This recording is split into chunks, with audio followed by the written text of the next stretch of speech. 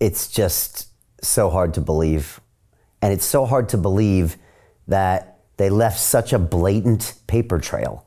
I mean, you're literally quoting these specific words, intentional release, and it's there in paper. I mean, the mafia covered up better than this. I mean, most criminals cover up much better than this, probably because they worry about being prosecuted. I mean, do you ever think about this? I think this is poor. Yeah, and I think, Brian, you're spot on to something. And I want to remind everybody that Plato figured this out a long time ago. He said that there is a time in civilization.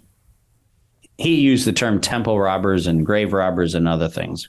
We don't have temple robbers anymore. We have tyrants that are called presidents and prime ministers. But it's the same thing. But one of the points he made, and I think this is really important for us to discuss as a humanity, is that you're familiar with serial killers, right? Somebody kills somebody, that's murder. Somebody kills a couple people. You go, wow, that's a mass shooting. There are definitely Americans.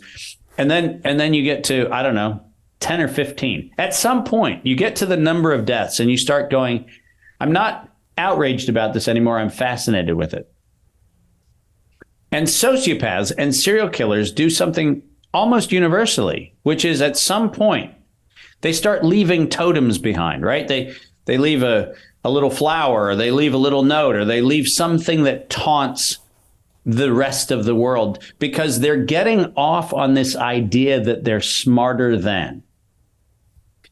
And I would say that coronavirus certainly since 1967 has been that. It has been sociopaths who say, I wonder if we can get away with it.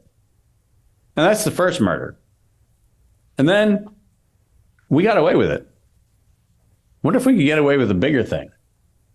Wonder if we could, I don't know, make a thing that made people in Asia sick in 2002 going into 2003. I wonder if we could get people to fall for this idea of allegedly a universal vaccine. I wonder if we could do that. I wonder when we wrote the decade of vaccines in 2010 as the World Health Organization and the Bill and Melinda Gates Foundation, Dr. Chris Elias and Anthony Fauci and Dr. Gao at the CDC, a part of the World Health Organization. I wonder if we said that by September 2020, the world would have a universal vaccine in 2010. And then when we recited that to get the world to accept a universal vaccine, the same authors in September of 2019 said that to create the sense of urgency, we would have an accidental or an intentional release of a respiratory pathogen. I wonder if the same authors writing the same mandate published by the same organization across a decade, I wonder if they could possibly be serious when they say, we will conduct a global experiment with the accidental or intentional release of a respiratory pathogen. And by the way, the image that they have on the page of that is a coronavirus picture. I wonder if that might be the explanation for why COVID-19 happened. And I've been told that I'm reading into something. I'm not reading into anything. I'm reading the thing. I'm reading exactly what they said. And there is a problem when you hear the word accidental or intentional release. And the problem is the word release. That means somebody somewhere planned to distribute the thing. That's what the word release means. They did not say accidental leak. They didn't say a terrorist bad actor did biological warfare. They said an accidental or intentional release. Their words, not mine. And this is where you're exactly right. The audacity of the crime paralyzes us to go, holy shit. We are actually now living in a world where we know that 8 to 9 million people were murdered by the allied governments. Murdered. And we're fine with that. One day there'll be a Netflix series. There'll be this guy in a bow tie doing an investigation and people go, I wonder if that was inspired by Dave Martin.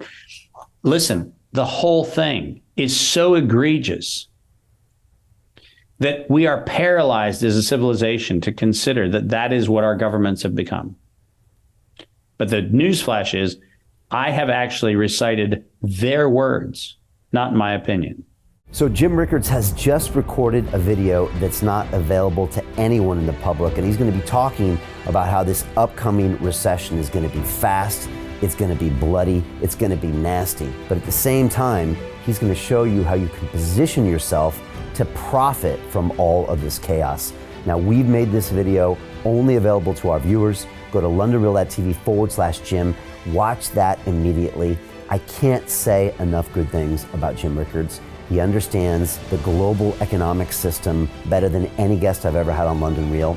His predictions are almost uncannily true, and you can learn how to profit from his vision, from his expertise, and his understanding of economics. So go to londonreal.tv/Jim or click the link below. It's an excellent, excellent look on what's going to happen in the future and how you can position yourself to profit from that. Jim is one of the best in the business, one of my favorite guests on London Real, and he's very, very good at predicting the future and showing us all to profit from it. So click the link, and I hope you enjoy. The greedy bankers are about to do it again.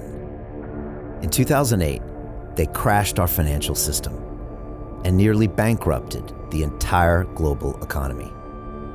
Then they received trillions of dollars in government bailouts. And after, they demanded fat bonuses paid for by you, the taxpayer. It turns out the banks haven't just been screwing the American taxpayers, they're also screwing over their investors. Turns out the banking industry is the worst place you could put your money, despite enormous taxpayer bailouts. Now the bankers are back to take away your financial freedom. They lie and tell you that cryptocurrency isn't safe. They try to make it illegal for you to choose how to invest your hard-earned money. They lie and say cryptocurrency is used by money launderers and criminals. But look at the record. It's the banks themselves that launder hundreds of billions of dollars every year to the biggest criminal operations in the world. Leaked documents have revealed how some UK banks have helped criminals, money launderers and Russians under sanctions. American authorities discovered that the Sinaloa cartel moved $881 million through HSBC accounts as bank officials turned a blind eye to the illegality. The bankers lie and say cryptocurrency is not a real investment. Meanwhile, the smartest CEOs in the world are buying billions and billions of it. The truth is that banks lie about cryptocurrency because it makes them scared. The banks take $9 trillion per year of your hard-earned money, and they are worried that they will finally be exposed. They're scared because crypto means they can no longer control your money, which means they can no longer control you.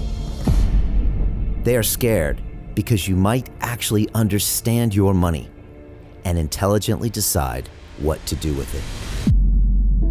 Now is the time for us to come together, fight back, and take control. It's time to educate ourselves, our families, and our communities. Because financial education means financial freedom. We know that cryptocurrencies will help us build the new decentralized financial system of the future. A banking system that is of the people, by the people, and for the people. A banking system where access to finance is a fundamental human right. A banking system that is free and fair and welcomes all humans on this earth. The DeFi revolution is happening. We, the people, can no longer be fooled. We choose to take control of our finances. We choose to take control of our freedom. We choose to take control of our future. Join us, and let's take back our financial freedom forever.